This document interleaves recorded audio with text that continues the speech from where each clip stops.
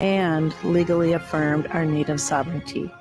By signing co-stewardship agreements to manage federal lands, we return the lands of the Upper Sioux State Park to the Upper Sioux tribe and over 11,000 acres back to the Leech Lake Band of Ojibwa. This November, vote for the party that stands with our community. Vote Democrat. Paid for by the Minnesota Democrat Farmer Labor Party. For everything you need to know about voting in Minnesota, visit the Secretary of State's website at mnvotes.org. Find out where to vote, check registration status, and view sample ballots. Again, for all your voting information, go to mnvotes.org. Everyone likes a litter-free ride on Metro Transit buses and trains, so pitch in. Take pride in your ride and take your trash off with you when you get off at your stop. You'll find trash bins at every Metro station. Want to help clean up transit stops in your neighborhood? Join the hundreds who volunteer to adopt a stop and keep it picked up. Learn more at metrotransit.org/adopt-a-stop. That's metrotransit.org/adopt-a-stop. Make voting a tradition empowers Native American communities through civic engagement. For nearly a decade, MVAT has increased voter turnout by encouraging friends, family, and neighbors to get involved. By building trust and community engagement, MVAT ensures Native voices help shape the future. This election season, voting is easier than ever. Minnesota voters can cast their ballots early so elders and busy voters can avoid the rush of Election Day. Find your nearest polling location at sos.state.mn.us and let's make voting a tradition for future generations. With your AM 950 weather, I'm Brett Johnson. Look for clear skies tonight with a low around 34, Saturday sunny with a high around 57, and Sunday sunny with a high near 64. Nightingale offers a warm, inviting atmosphere with a full menu of American classics like the famous Nightingale Burger and Fries, Ginger Tamari Chicken Wings, and Duck Pastrami Reuben. They're open daily from 5 p.m. to 1 a.m. with a full menu available until midnight. Takeout orders also are welcome. Learn more at nightingalempls.com. Portions of Native Roots Radio. Get up, stand up. They are going to become more brutal. Cody Cup, hitting the cut again. Because all the hippies were trying to be Indians anyway. They're going to become more repressive because it's a matter of dollars and their illusionary concepts of power. Hey, Victor. We must live in balance with the earth. And also with recent happenings at Wounded Knee. I am awake. Welcome to Native Roots Radio presents I'm Awake, and I'm your host, Wakanja Hade. Ha ho, hey Kargi. Welcome all of our friends and relatives in four directions. You are listening to Native Roots Radio presents I'm Awake. We discuss local and national Native news, stories, and events. I want to shout out to the Minnesota Indian Women's Sexual Assault Coalition for supporting this portion of the show. Hey, it's producer Haley Cherry with you, kicking off today's Fun Friday episode. I want to say a big Pina Geeky thank you for tuning in, whether this is your first time listening to Native Roots Radio or your 100th episode. We appreciate your support on our program. And yeah, I want to introduce myself in a good way. Again, I'm producer Haley Cherry, starting the show for Robert Pilot, who is our host, my uncle, my Dega. I am a descendant of Ho-Chunk Nation in Wisconsin and Winnebago tribe of Nebraska. Come from the Eagle Clan, Chashup Clan, Ho-Chunk Rajuku, Chashup Hewangawegnik. My Ho-Chunk name is Little Eagle Princess. And yeah, we have a show for you guys today. Minnesota State Senator Mary Kunesh will be stopping by for her weekly update. We've got 2 segments from her. We also have 2 segments from Wendy Pilot, Robert's wife, my lovely Aunt Wendy, and she is our Humane Policy Leader with the Humane Society of the United States, and she's got a couple sacred animal fun fact Friday segments for us today. I want to shout out, we were able to talk with a couple artists that are doing a free show up in Bemidji, Minnesota tomorrow, Saturday, October 26th. This will be at the Sanford Center Ballroom in Bemidji, Minnesota from 11 to 5 p.m. On Saturday, it is free admission. There will be lunch provided. There's going to be breakout sessions and more, just promoting the Native vote. There's going to be resource booths as well, live music from Maria Iza, Corey Medina, and Natani Means. And I was listening to a few of their songs yesterday. You can find them on wherever you get your music, Apple, Spotify, just look them up. And if you want to hear a recording of that episode, we were able to talk to them this past Monday. So if you go on podcast streaming platforms and just type in Native Roots Radio, you should be able to find a huge archive of all of our past shows. But want to get started here with Minnesota State Senator Mary Kunesh, who has been on Native Roots Radio for I think really the past 8 years, so 8 seasons. We love Mary and all that she does for our community here in Minnesota. So here is Mary Kunesh. Hamataki ape, empeto Kunesh antewashte. Good afternoon, everybody. This is State Senator Mary Kunesh. It's October 24th, 2024. And here we are, almost to the end of October, and very much nearing the beginning of Indigenous Peoples Month, which always surprises me with the number of activities across the state that are celebrations and recognitions and acknowledgments, and just a real wonderful month of Indigenous activity, I guess you could call it. I do want to talk a little bit today about the apology from our President Joe Biden around boarding schools. But before we do that, I thought I would talk a little bit about the efforts that we have been working, almost my entire legislative career, to get an equal rights statement in our state constitution. And it's not an easy task because we can't just pass a bill or move some legislation and add that statement of equality into our Constitution. It has to go to the voters. And so, for example, if we had been able to pass the legislation to bring it to the voters, it could have been on this year's ballot, but as it turns out, we're hoping that there will be an equal rights question or statement on the 2026 ballot in order to get the consensus of our state. And a lot of people are, wondering about this ERA and how the process has been going. I can tell you when I was in the House, I did pass a piece of legislation that changed the original language from, based on sex to based on gender.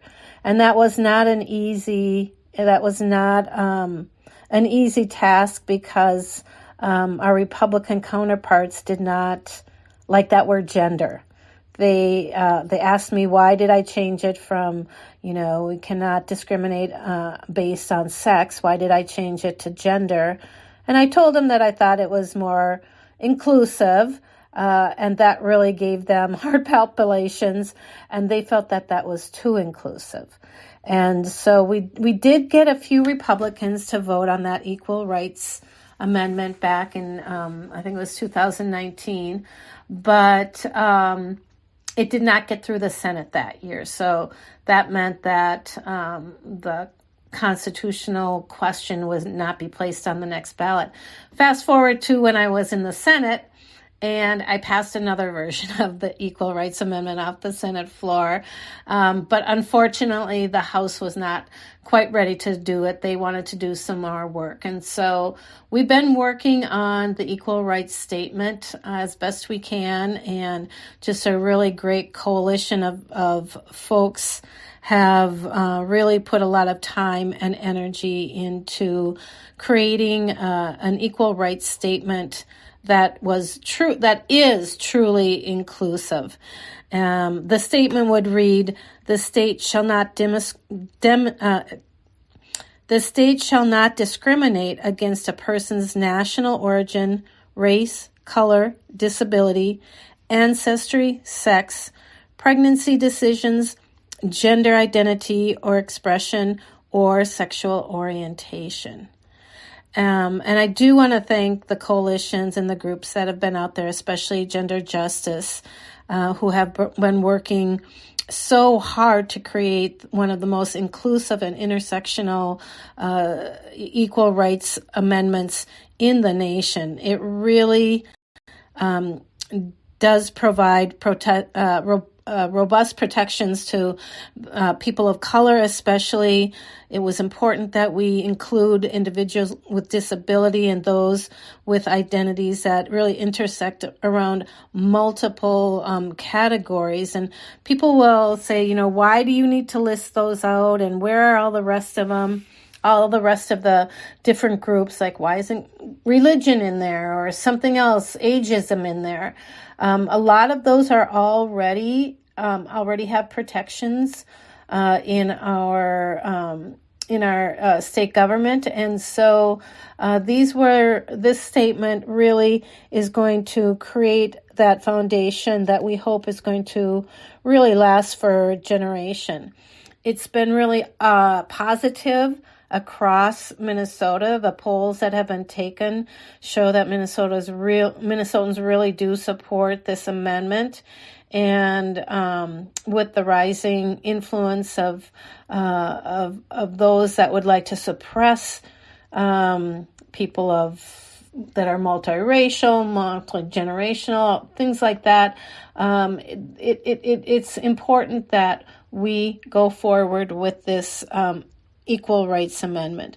And I really think it's so important that we do everything we can to defend our rights and to ensure that Minnesota remains a really shining example of equality and justice for all. And so we'll continue to work on this in the next session, but I just wanted to let you all know about this good work that we've been doing over the last couple of years, and really, again, want to thank so many of those people out there that are doing the work to ensure equality across Minnesota. So I think we're going to take a break, and I will be right back. Thanks, Mary. We'll be right back. You're listening to Native Roots Radio. Please stay with us.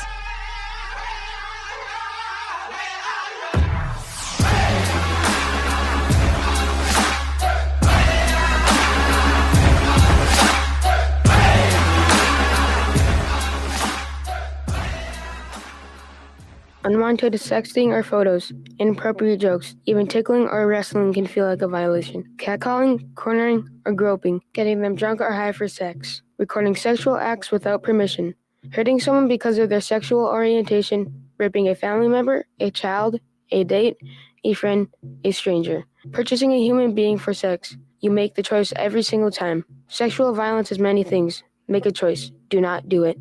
Sponsored by the Minnesota Indian Women's Sexual Assault Coalition.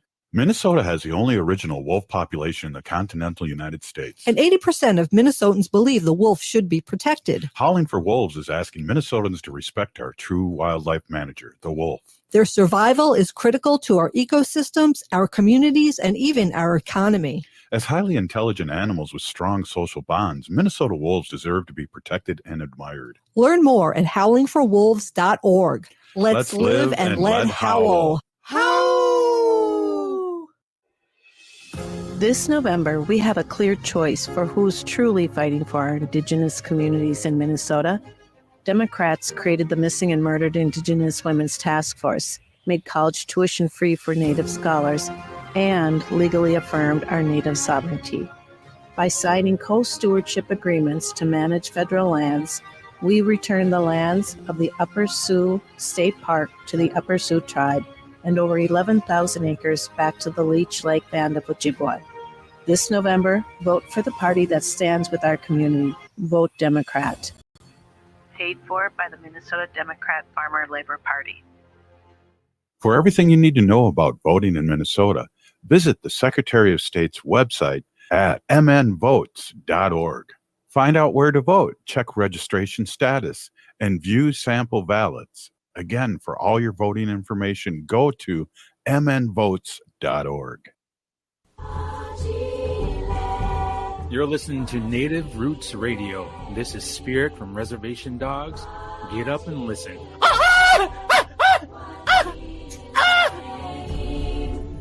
Welcome back to Native Roots Radio presents I'm Awake, and this is Robert Pilot. This portion of the show is supported by J.S. Bean Factory off Randolph Avenue in St. Paul. Only the good stuff keeps us awake. We're back now with Minnesota State Senator Mary Kunesh as she wraps up her weekly update. Hi, I'm back, Senator Mary Kunesh here, and I think I'd like to just talk about something that's probably on the top of all of our conversation today, and that is the formal apology by President Biden for the U.S.'s government role in the removal of thousands of American Indian kids and forcing them into boarding schools over a 150-year period.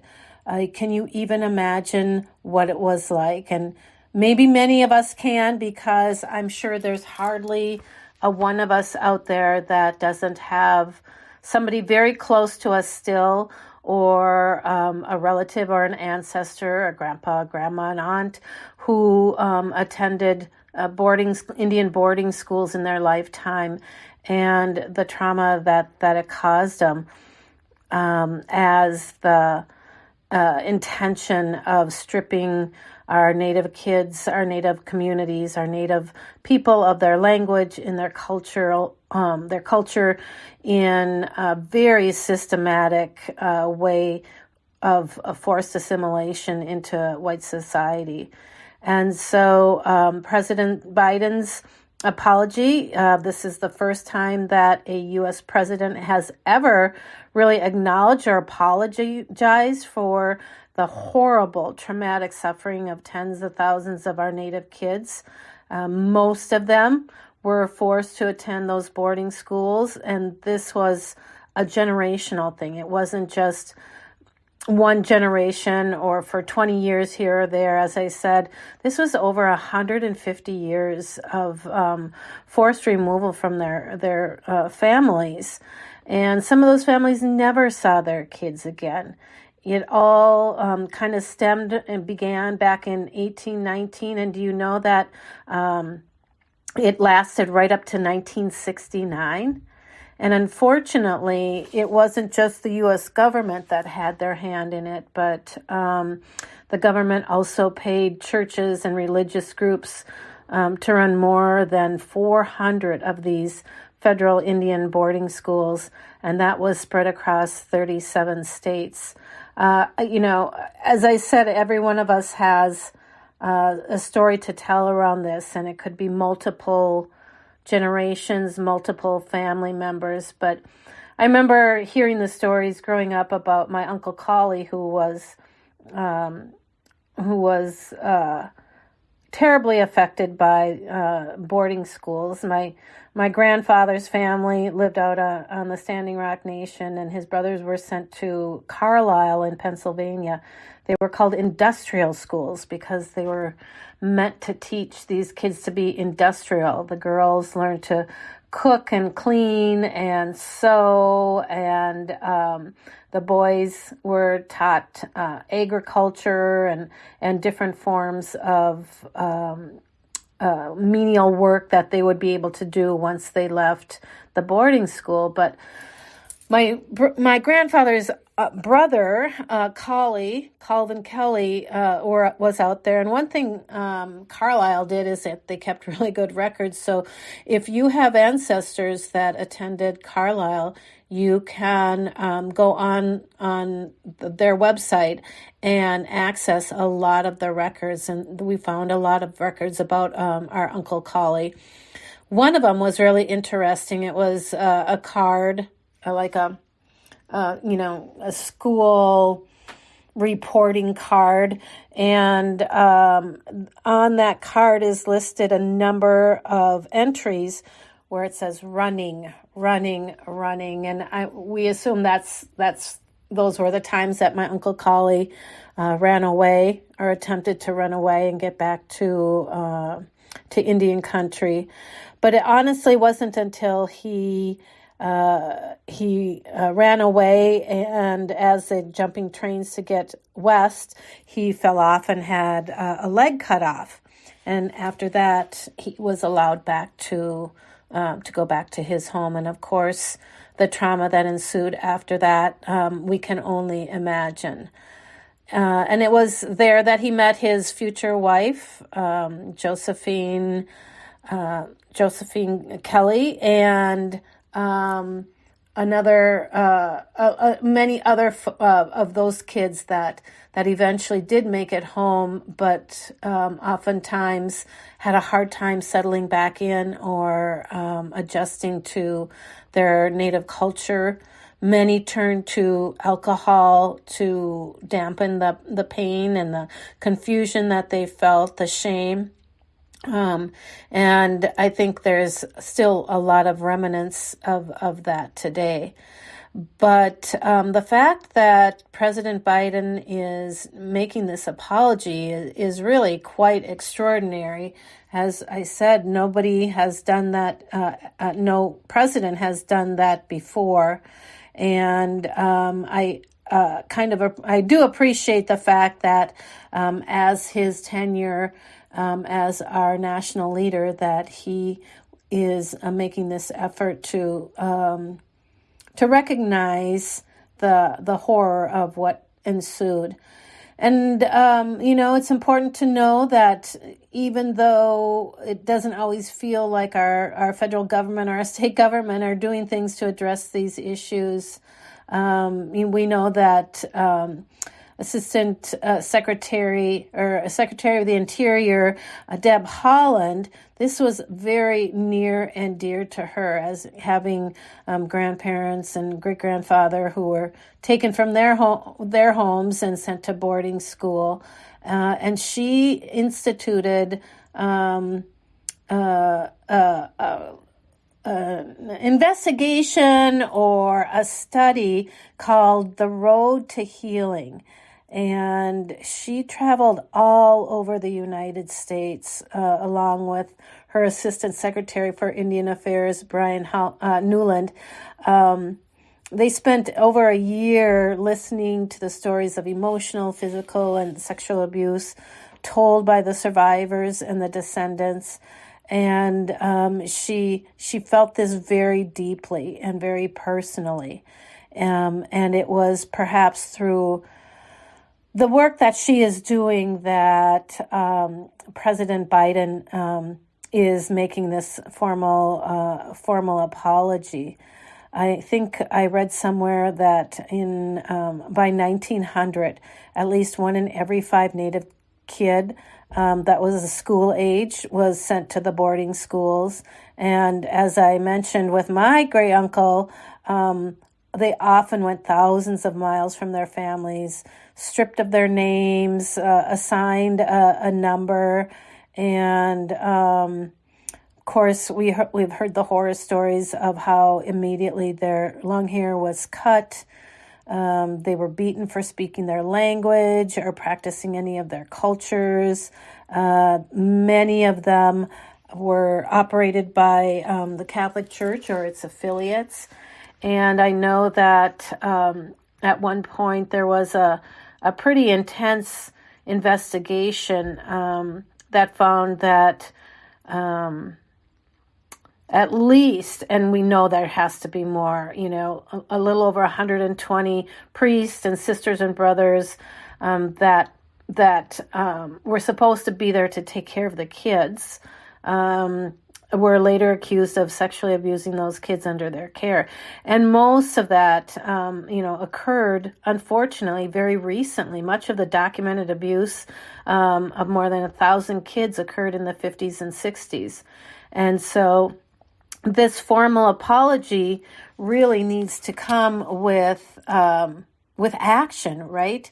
Because an apology without an action to it just doesn't make sense. I wonder how the U.S. can make any kind of a step forward in acknowledging the profound injustices and the trauma inflicted upon our Indigenous people without making some kind of action to, I don't know that it can ever rectify it, But I certainly think that this apology should be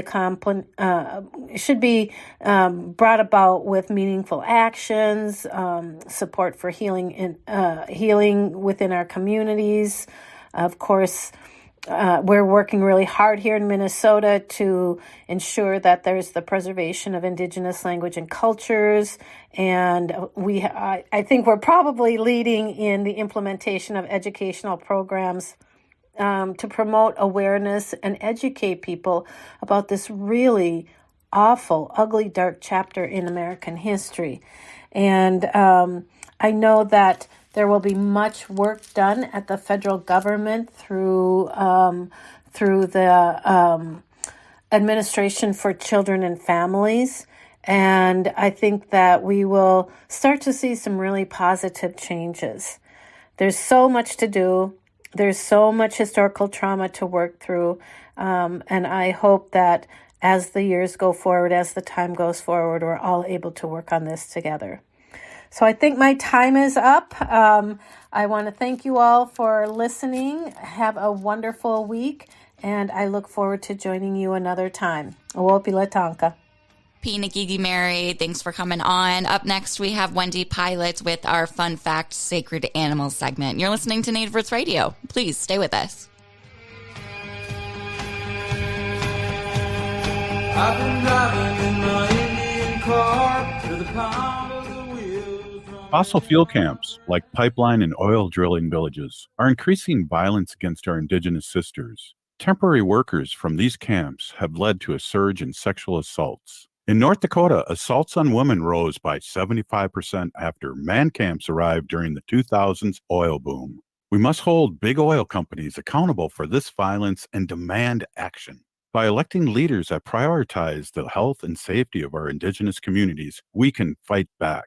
Our vote is our voice. It's time to use it to protect our people, stand up for climate justice, and ensure a safe future for our next generations. Make voting a tradition, or MVAT, is about strengthening our Native communities. MVAT is here to boost our voter turnout and spark important conversations about the issues that matter most to us. Find your early voting location at sos.state.mn.us. Let's make voting a tradition so we can fight for the safety of our communities. This November, we have a clear choice for who's truly fighting for our Indigenous communities in Minnesota. Democrats created the Missing and Murdered Indigenous Women's Task Force, made college tuition free for Native scholars, and legally affirmed our Native sovereignty. By signing co-stewardship agreements to manage federal lands, we return the lands of the Upper Sioux State Park to the Upper Sioux tribe and over 11,000 acres back to the Leech Lake Band of Ojibwa. This November, vote for the party that stands with our community. Vote Democrat. Paid for by the Minnesota Democrat Farmer Labor Party.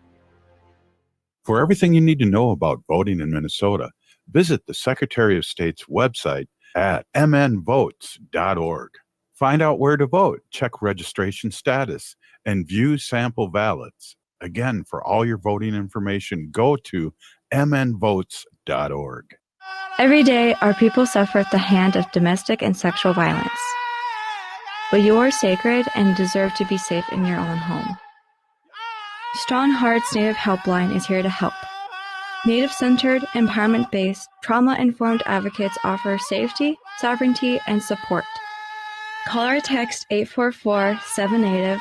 To chat online, visit www.strongheartshelpline.org. Reach out today. The city of Minneapolis is now on Native Roots Radio with Minneapolis AIR. AIR stands for American Indian Relations.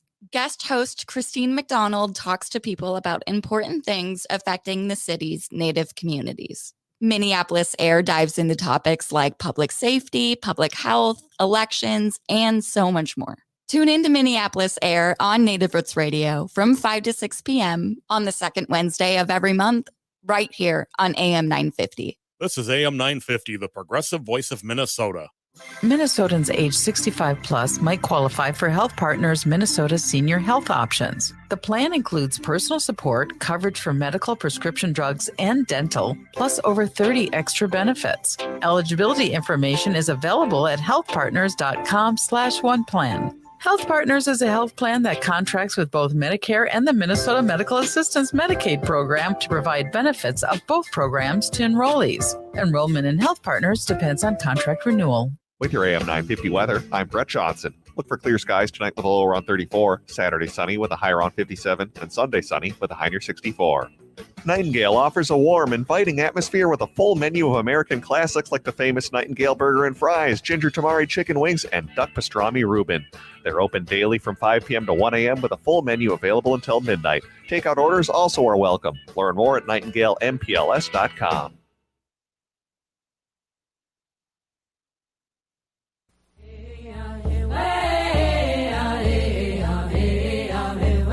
Hi, this is Governor Walz. Thank you for listening to Native Roots Radio. And we're back to Native Roots Radio presents I'm Awake, and this is Robert Pilot. This portion of the show is supported by Native American Community Development Institute, or NACD, in Minneapolis. And here's Wendy with the new Sacred Animals. Thank you, Haley. Hey, everybody. My name is Hana Jihihani. I'm not going to do my full introduction right now because I introduced myself in the next segment, which you will hear after this one. Right now, it's starting to get cold, finally, right? After this, the crazy, what's happening with global warming, I don't know. But anyway, it's finally starting to get cool. And I could see a lot more wildlife, like, you know, really like, okay, it's getting cold, guys. And the squirrels are going crazy, and the birds, everybody's gathering food for the winter. Even little Chippy is out there. We have the rabbits and the possum. But foods that will help your wildlife friends during the cold weather. Okay, so here you could put out uncooked oats. Cereal is on the list. I don't know. I think that's a little general. I mean, you're not going to be throwing out Lucky Charms or Count Chocula. You know, you're not going to throw that out for the wildlife, right?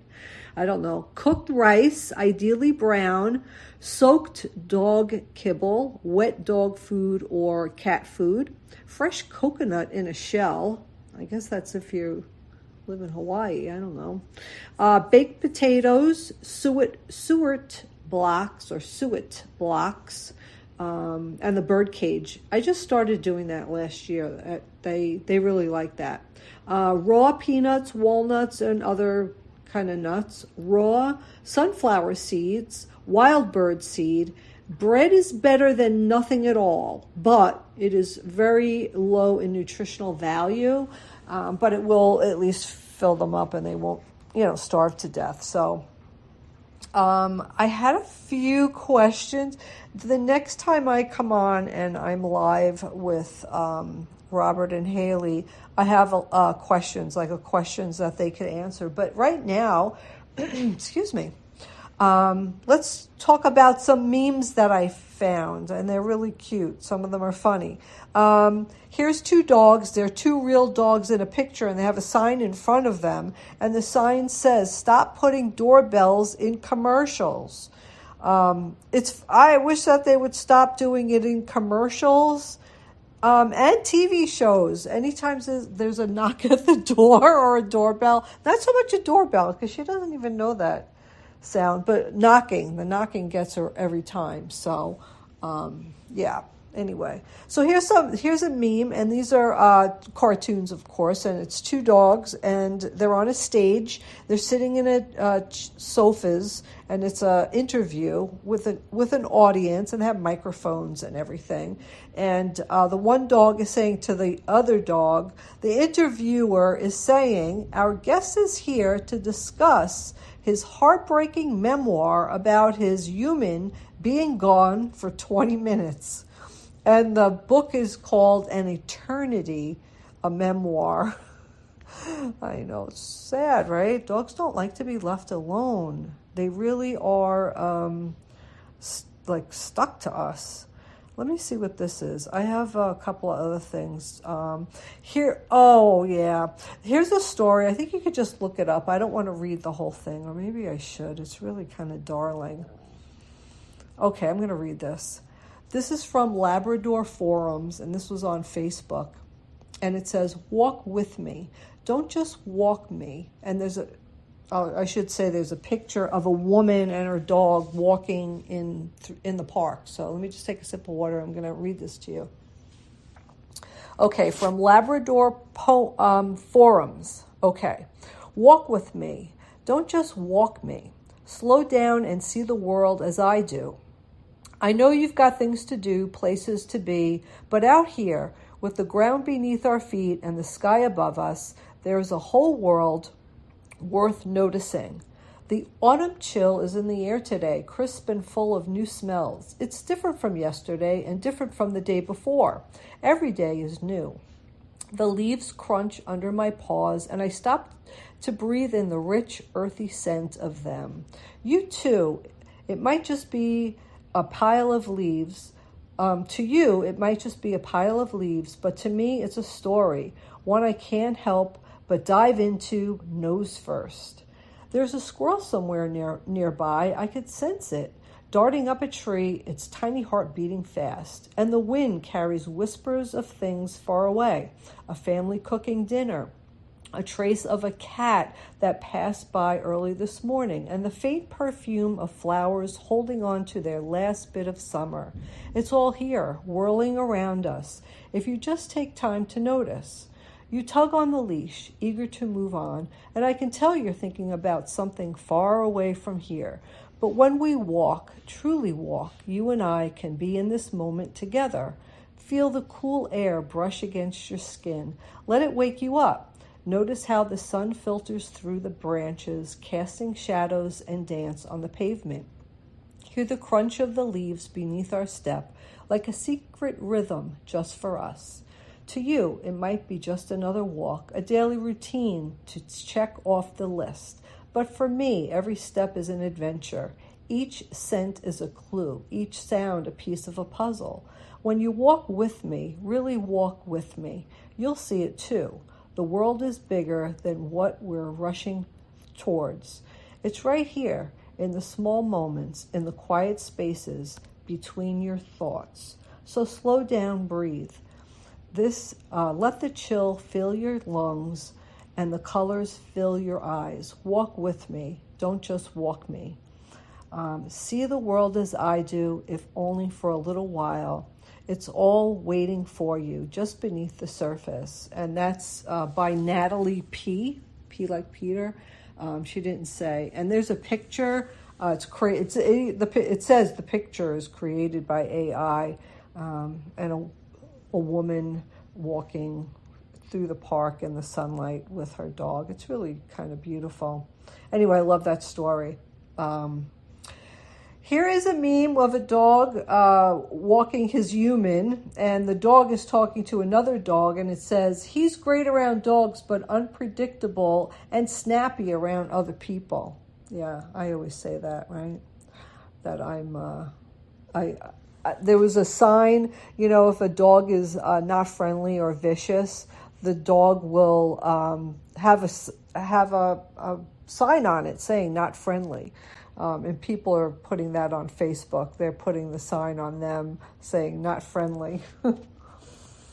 Okay, here's a lady, and she's feeding her dog, and the lady says, "Oh, you don't like your kiblet? I'll go get you something else." And then the dog is thinking her training is coming along nicely. Yeah, I know that. Here's a reminder. I just want to throw this out. I have talked about this before. This is 7 facts about animal shelters. So 7 million dogs and cats are euthanized every year because shelters are too full. 7 million dogs and cats. Homeless animals outnumber humans 5-1. 90% of pets coming into the shelters are not spay or neutered. Most strays are not kept indoors or provided with ID tags. More than 25% of dogs are purebred dogs. I know a lot of people want to go, get these, new designer dogs, which are really mutts, these Labradoodles, or they want a specific breed. I know people who want a pug. I'm like, oh, please just rescue one. But 25% of those dogs at the shelter are purebreds. Sorry, I have to take a sip of water. Only 1 out of 10 dogs born will ever find a forever home. That is astonishing to me. And I'll let you know that in the next segment. I had to stop to take a sip. Okay. Again, only 1 out of 10 dogs born will ever find a forever home. Forever home. That means they go to the house and they stay in that one house until the day they die. A lot of people will go to get a dog from a breeder or go to a shelter and they bring the dog home and they expect things from the dog, right? They expect the dog to be able to sit and be potty trained and not chew on chews and stuff, but that's not how it is. You have to, train the dog to do that. So then the people get the dog's not doing what they think the dog should do, and the dog ends up in the shelter, right? So then it goes to a different home. So that's what it means by only 1 out of 10 dogs will ever find a forever home. Adopting from a shelter will save a life. We all know that. And it actually saves 2 lives. So you're adopting that dog out of the shelter and you're making room in the shelter for the next dog to come in. So adopting from a shelter will save a life. It actually will save 2 lives. So I love that. Okay, oh, yeah, I already said that. Okay. Here it is. This is a meme. I'll read it to you. This is what I was trying to explain earlier when I made a fool of myself. But I have started yelling, not friendly, to people when someone tries to approach me. I learned it from the dog people. So that's what I was trying to get across. Sorry about that. Here's a meme with a dog and his human, and they're gazing into each other's eyes, and it's really a cute picture. And it says, the person is saying this to his dog. I talk to my pets like they are human. I say sorry if I accidentally step on them. I say excuse me if I need to get past. I say hello, goodbye, good morning, and good night. I do as well. Sometimes I'll be talking to Wanda and Robert will yell, Wendy, what did you just say? Wendy, what did you just say? And I'll be like, oh, I'm talking to Wanda. Yeah, so, okay. I think I mentioned that once before on the show. I always say excuse me to Wanda. Or I said to, this is funny, I said to Wanda the other day, do you want to eat? And Robert goes, yeah, I'm starving. And I said, oh, sorry, I'm talking to Wanda. But I was like, what do you want to get for dinner? Anyway, have a great weekend, guys, and enjoy the last beautiful leaves on the trees. Okay, back to you. You're listening to Native Roots Radio. We'll be right back after this break with more Wendy. Stay with us.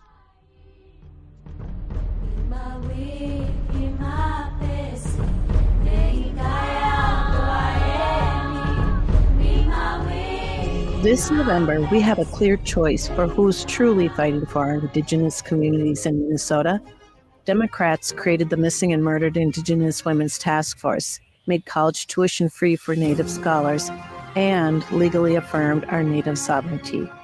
By signing co-stewardship agreements to manage federal lands, we return the lands of the Upper Sioux State Park to the Upper Sioux tribe and over 11,000 acres back to the Leech Lake Band of Ojibwa. This November, vote for the party that stands with our community. Vote Democrat. Paid for by the Minnesota Democrat Farmer Labor Party. For everything you need to know about voting in Minnesota, visit the Secretary of State's website at mnvotes.org. Find out where to vote, check registration status, and view sample ballots. Again, for all your voting information, go to mnvotes.org.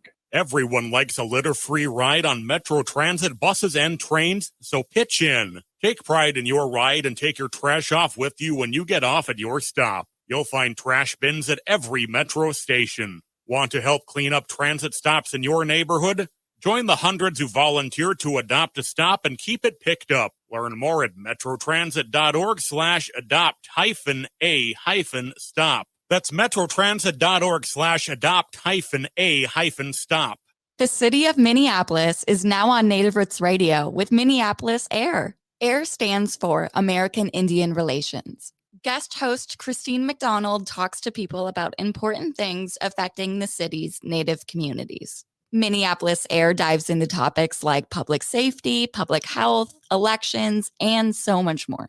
Tune in to Minneapolis AIR on Native Roots Radio from 5 to 6 p.m. on the second Wednesday of every month, right here on AM 950. Hi, I'm Jane Fonda, and you're listening to Native Roots Radio. And we're back to Native Roots Radio presents I'm Awake, and this is Robert Pilot. This portion of the show is supported by Howling for Wolves, protecting wolves for future generations. How? We're back now with Wendy Pilot. Thank you, Robert. Thank you, Haley. Hey, everybody. My name is Hanaji Hihani. That means cares for them. I was given that name by my Dega Curtis. Curtis goes by Mashke Hanajinga, which means walks on white clouds. I'm a Humane Policy Volunteer Leader for the Humane Society of the United States, and I work on animal issues at the local and state level, and it's always my pleasure to do that. I have just a lot of things to go through today, which I'm happy to do. I just mentioned this on the last show or the show before that, but, Halloween is right upon us, and I see a lot of people who have those fake sticky spider web decorations across the hedges in the front of the house. But the problem with these is that it can kill birds. Birds get stuck in it. Their little claws get stuck. Some of these are even strong enough to snare an owl or even a larger bird, even hummingbirds. And these are deadly to monarch butterflies and even bees. And how about even a real spider? A real spider could get stuck in this too, which is pretty bad and kind of ironic, right? Let's see what else I have here.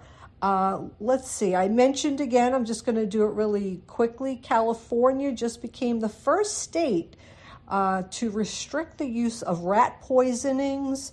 They don't want anyone to use any rat poison because it's killing the birds of prey. It's killing their mountain lions. So way to go, California, for doing that. Here's a story from David Attenborough, and he's a big animal lover. And he wrote that in Argentina, there's a restaurant called Restabar Dickens with the sign saying, "We ask all of our customers with all of our hearts not to be upset by the number of stray dogs that may be in the restaurant. We are a pet-friendly place and we give water, food, and lots of love to these sweet angels. I'm sorry if it bothers you, but they're not doing anything wrong. They're just looking for food or shelter. Thank you very much." And that's from the restaurant in Argentina. I think it's lovely. I really do. I mean, here in the United States, we just have so many health codes and laws and things like that, really, they do protect us, because I'm sure a lot of the stray dogs that go into that restaurant do have, fleas, or they could have some illness or something that they could pass on to not only the patrons in the restaurant, but to other dogs that might be there. But I think it's really kind of sweet. Anyway, we have some updates here from Hurricane Helene, and I've talked about this rescue organization here in Minnesota, up in north in Princeton. It's called Rough Start Rescue, and it was actually founded by a good friend of Robert's daughters, my stepdaughters. So Her first name is Azure. I think her last name is Davis, Azure Davis, and she runs Rough Start Rescue. But anyway, this is what she wrote on her Facebook page. Introducing the 24 Hurricane Helene survivors who arrived at Rough Start Rescue yesterday. There's a whole all kinds of dogs. You name the breed, it's probably in there. Yeah, so 24 of them. These brave animals are settling into their foster homes and will update their profiles as their foster families get to know them better. You can be a hurricane hero too. We anticipate another hurricane relief transport in the coming weeks and need more fosters, volunteers, and donors to support their care. Thank you for the continued support. I think that's great. And she does such great work. And just imagine, those dogs are traveling all the way down from Florida up to Minnesota. That's amazing. Sorry, I had to take a sip of water. Okay, what do we have next? This is from a radio station, KJAE 93.5. I think they're in Georgia. But anyway, here's the story that they had on the radio. An 11-year-old boy in North Carolina, so it's North Carolina, named Jamie Parker got buried in the rubble when a mudslide hit his grandparents' house during Hurricane Helene. But he's okay after his family's dog found him. The dog's name is Tucker. He stood where Jamie was and wouldn't budge until the firefighters got there and used chainsaws to get him out. Jamie and his sister used their allowance 3 years ago to save Tucker when he was about to be put on down at the shelter. So it's almost like he wanted to return the favor. It's really cute. You could look it up. The story of Jamie Parker and the dog Tucker. There's a picture of the two kids and the dog, and it's really sweet, very sweet story, right? You never know. You know, these dogs are so loyal and they're just so intuitive. It's really amazing. I was just talking about this last week. So I watch our grandchildren, they're babies. I watch them on Wednesdays and Thursdays. They're just over 11 weeks old. Twins, a boy and a girl. I just love them to death. But anyway, our dog, our old rescue dog, Wanda, she's 14 years old. She's a Shih Tzu. I had no idea how she was going to react to them, right? I was a little bit nervous, to be honest. She's a nervous dog and a little bit yippy, but it's never, we've had her 7 years. She's never, bit anybody or nipped anybody or anything like that. But, you never know, and you have to be really careful. Even the most well-trained and calm dog, I feel, might have a potential to do it. But anyway, Wanda really loves these babies. When they come over, she goes over and sniffs them, goes and sniffs both of them. And if they're sleeping, they have a little nursery. If they're sleeping in the nursery and she hears one of them cry, she'll go in there and come out to the kitchen and try to get me to go in there. She's very intuitive about that. So I appreciate you, Wanda. You're being a very good girl. The other thing that I just heard that really breaks my heart is that dogs, the ones who are all gray, what that is people who kiss them all over their faces all those years, and it caused their face to turn gray. I thought it was really cute. Here's another thing, and this is not just because of the hurricane, but any really bad storm. Eden Lynn, that's her name on Facebook, she posted a reminder for everyone, especially after storms and a hurricane. Baby squirrels chasing you and grabbing onto your pants aren't rabid. They're desperate. They've lost their mother and have been without care for days. Unlike most other animals, young squirrels will seek out humans when they're hungry, thirsty, and in need for help. Many have also been injured by falling out of the trees, so just please offer them some help. I know that Robert and I, we've had many squirrels fall out of our tree, and I've brought them over to the Roseville animal. It's a wildlife rescue, and they take in all kinds of animals there. But anyway, good girl, Wanda, and thank you, Robert. Thank you, Haley. Back to you guys. Thanks, Wendy. Great job. Hey, we just want to say thank you so much for tuning into Native Roots Radio on your Friday. We hope everyone has a great weekend. We'll be back on Monday. We need to resist, divest, join a group, or run for office and vote. Get out there and early vote. We also need to free Leonard Peltier now.